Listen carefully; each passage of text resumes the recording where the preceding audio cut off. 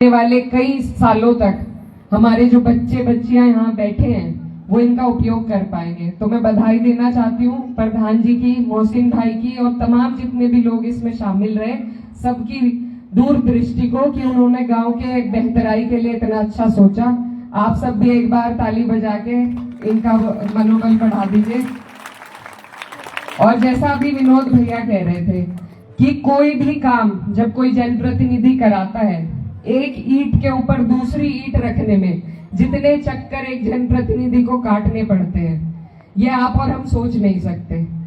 क्योंकि कहीं ना कहीं कोई ना कोई कागजी कार्रवाई रह जाती है, कोई रोडे अटका देता है, कोई एप्लीकेशन लगा देता है।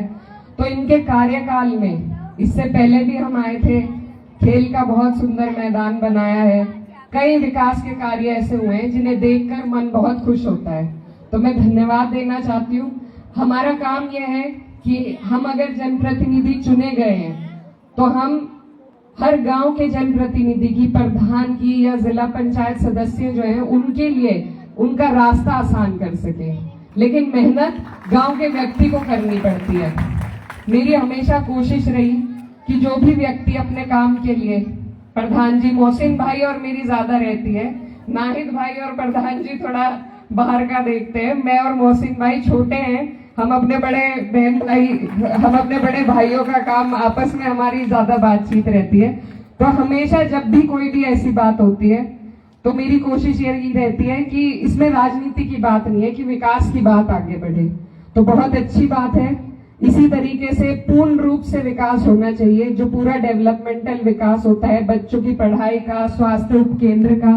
अभी यहाँ पर एक कोशिश ये है कि स्वास्थ्य उपकेंद्र यहीं पे बन जाए, क्योंकि गांव में और कहीं जगह भी नहीं है, जिससे महिलाएं जो हैं उनका स्वास्थ्य का जो भी इलाज का छोटा मोटा काम गांव में हो सके वो यहीं पे हो जाए। तो उसके लिए भी हम सब मिलकर प्रयास करेंगे। साथ ही यहाँ पर क्योंकि जगह काफी है तो कोशिश ये की जाएगी कि लड़कियां, जैसे कि अभी बात भी चली थी और मैं भी इस बात को अच्छी तरह जानती हूँ कि हमारे क्षेत्र की लड़कियां पढ़ाई में थोड़ा पीछे रह जाती हैं।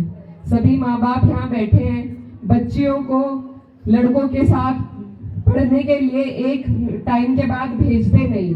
तो कोशिश ये रहेगी कि 8वीं से 12वीं तक के कुछ जो कमरे यहाँ पर बन सके, उसमें जितना भी हमारी तरफ से योगदान हो सकेगा पूरा करेंगे। ये मेरी प्रायोरिटी पे है बात कि लड़कियां अलग से अगर उनको जरूरत है तो उन्हें वो सुविधाएं मिले कि उनकी पढ़ाई आगे बढ़ सके। अभी आपने देखा होगा यूपीएससी का रिजल्ट आया है, हमारी लोकसभा में दोनों जिलों में 5-6 बच्चों का सिलेक्शन हुआ है यूपीएससी में। तो बहुत खुशी की बात है, कई लड़कियां हैं उसमें। तो मुझे बहुत अच्छा लगता है जब लड़कियां आगे बढ़ती हैं। और मैं यहाँ सभी बड़े बुजुर्ग बैठे हैं, उनसे यही कहना चाहती हूँ कि लड़कियां किसी मामले में कम नहीं है। अभी जो जंग की ब्रीफिंग हो रही थी उसमें भी जो हमारी 2 बहनें बैठी, हमारी सोफिया कुरैशी जी और विंग कमांडर व्योमिका सिंह जी, तो दोनों महिलाओं ने जब जंग की बात आती है तब भी, कहीं पढ़ाई की बात आती है, अंतरिक्ष में जाने की बात आती है, आज हमारे देश को जिस तरीके से महिलाएं आगे लेकर चल रही हैं, तो ये बहुत गर्व की बात है सभी के लिए। और ये जो काम है ये गांव के लेवल से शुरू होना चाहिए।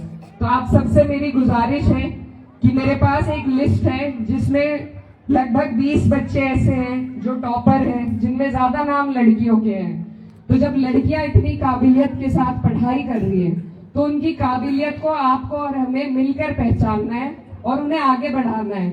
और मेरी जो बहनें यहाँ बैठी हैं उन्हें भी मैं ये कहना चाहती हूँ कि जरूरी नहीं कि कोई इंग्लिश मीडियम से पढ़ेगा तो उसी का चयन होगा यूपीएससी में, या जज वही बनेगी जो इंग्लिश मीडियम में पढ़ेगी, या अगर सिर्फ विदेश से पढ़ के ही आप कामयाब हो सकते हैं, ऐसा भी नहीं है। अगर मन लगा के, ईमानदारी के साथ जहां आप हो वहां भी आप अगर ईमानदारी से, पूरी मेहनत से पढ़ाई करेंगे तो ये आसमान आपके लिए खुला है, आपका भी चयन बड़े से बड़े पद पर होगा, ऐसी हम दुआ करते हैं। बस आपको मन लगा के ईमानदारी से पढ़ने की जरूरत है। और मैं जीता जागता उदाहरण हूँ, मेरे पास जब वक्त ऐसा मुश्किल का पड़ा था घर पे, तो और कुछ नहीं था, सिर्फ मेरी तालीम की ताकत थी। जो तालीम मुझे मेरे घर वालों ने दी, जितनी उनकी हैसियत थी उस हिसाब से उन्होंने मुझे पढ़ाया। और उसी तालीम की ताकत है कि मुझे कोई भी बड़ी से बड़ा चट्टान की मुसीबत मुझे चट्टान जैसी नहीं लगी। तो ये सिर्फ शिक्षा की तालीम की ताकत है कि मैं इतनी मजबूती के साथ आपकी बात भी उठा पाती हूँ, आपके बीच में भी खड़ी हो पाती हूँ। तो मेरी यही गुजारिश है कि जहां से आपने मुझे, मैं कुछ भी नहीं थी, आपने मुझे कहां तक भेज दिया, इसी तरीके से अगर अपने क्षेत्र की एक एक लड़की की पढ़ाई पे हम ध्यान देंगे, लड़कों की पढ़ाई पे ध्यान देंगे, तो हमारा इलाका बहुत तरक्की करेगा। और जो विकास हमने इस दौरान पित्तरवाड़ा में देखा है होते हुए, तो ये बहुत आगे गांव के लोग बढ़ने जा रहे हैं। 15 लोग आपके यहाँ से, आप सब बधाई के पात्र हैं। जो सरकारी नौकरियों में जिनका चयन हुआ है उसमें 12 लोग तो यूपी पुलिस में सेलेक्ट हुए हैं और उसके अलावा एयरफोर्स में भी है, इंडियन आर्मी में है। तो ये गांव के लिए बहुत बड़ी बात है। और योगेश जी ने सीजीएल क्लियर किया है। साथ ही में 12 बच्चों का चयन जवाहर नवोदय विद्यालय में हुआ है। अटल आवास योजना में 6 बच्चों का चयन हुआ है। तो ये कम चीजें नहीं है, ये बहुत बड़ी उपलब्धियां हैं। और एक दूसरे को देखकर जब यही चीज बच्चे सीखेंगे तो मुझे पूरी उम्मीद है बहुत आगे बढ़ेंगे। और हमारी तरफ से इस काम में, शिक्षा के और विकास के काम में जहां भी हमारी कोशिश हो सकेगी, हम आपको कंधे से कंधे मिलाकर आगे खड़े नजर आएंगे। साथ ही यहाँ पर कई विकास कार्यों की चर्चा हुई, स्वास्थ्य उपकेंद्र की बात मैंने बताई, और यहाँ पर बच्चों, लड़कियों की शिक्षा के लिए कमरे बनाने की बात बताई, शमशान की 4 दीवारी की बात वकील साहब ने उठाई। साथ ही साथ एक जो मशवरा सभी का बना कि यहाँ पर मेरे मरहूम वालिद साहब के नाम से लाइब्रेरी खुली है, तो दूसरे गांव में जो दूसरी लाइब्रेरी खुलने वाली है उसको मैं भी इसमें अपना समर्थन करती हूँ कि बाबू हुकुम सिंह जी के नाम से उस लाइब्रेरी को खोला जाए।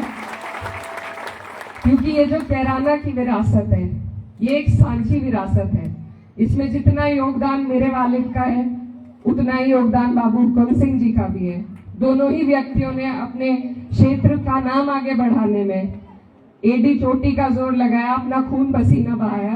तो दोनों की ही विरासत को सम्मान देना, आगे बढ़ाना, ये हम नौजवानों का फर्ज है। दोनों हमारे बड़े हैं, बुजुर्ग हैं, और दोनों की विरासत को हम इकट्ठा साथ लेकर चलना चाहेंगे।